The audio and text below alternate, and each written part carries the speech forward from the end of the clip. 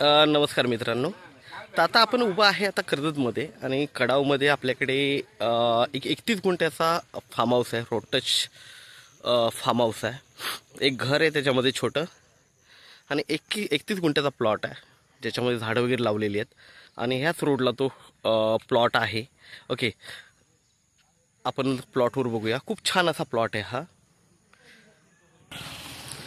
ही entry आहे आणि हीच ती जागा आहे. छोटंसं घर आहे पुढे. ओके, झाडं वगैरे सगळी लावलेली आहेत बघू शकता तुम्ही.